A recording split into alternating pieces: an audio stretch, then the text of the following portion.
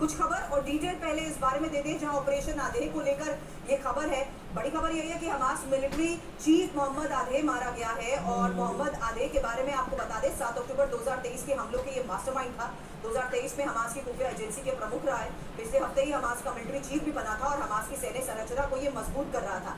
Sinwar के बाद Hamas को मजबूत करने में ये जुटा था। मनीष, ये बात इसलिए भी कर रही हूँ क्योंकि ईरान जिस स्तर पर तैयारी कर रहा है उसमें वो सीधे एक बार फिर से यूएई को टारगेट कर सकता है, लेबनान फ्रंट का बदला लेने के तहत। बिल्कुल, देखिए बचपन में आपने एक कहानी सुनी होगी कि राजा की जान एक तोते में बंद रहती है और वो तोता एक पिंजरे में रहता है। इस युद्ध में यूएई भी वही तोता है कि जब ईरान को इजराइल पर या अमेरिका पर दबाव डालना होता है तो यूएई रूपी उस तोता पर आक्रमण कर दिया जाता है, क्योंकि वहाँ पर बुर्ज खलीफा से लेकर तमाम जो बड़ी और ऊंची विशालकाय इमारतें हैं वो ईरानियन ड्रोन के जद में हैं।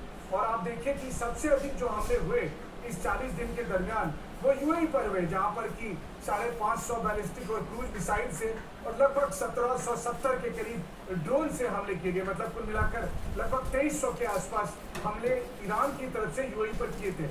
और आज भी देखिए तो यूएई सबसे अधिक आक्रामक रुख अख्तियार किए हुए ईरान के खिलाफ। तो माना यह जा रहा है कि अब इजराइल और अमेरिका दुश्मन नंबर 1 नहीं रहे, वो दुश्मन नंबर 2 और दुश्मन नंबर 3 बन गए हैं। ईरान के लिए दुश्मन नंबर 1 यूएई बना है। वहीं दूसरी तरफ कहा यह भी जा रहा है कि अगर ईरान के ऊपर अमेरिका और इजराइल की चली और कल के दिन में अगर हॉर्मुज पर सच में अमेरिका का नियंत्रण हुआ तो सबसे अधिक फायदे में यूएई होगा।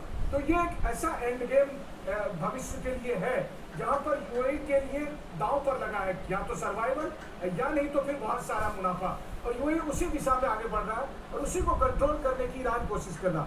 लेकिन जहां तक गाजा का सवाल है तो देखिए गाजा तो भारत के एक जिले के बराबर भी नहीं है, लेकिन अक्टूबर 2023 से अब तक लगातार बॉम्बिंग करने के बावजूद इजराइल को सफलता नहीं मिली है। तो हम ईरान जंग को 40 दिन में कैसे खत्म हुआ मान लेंगे।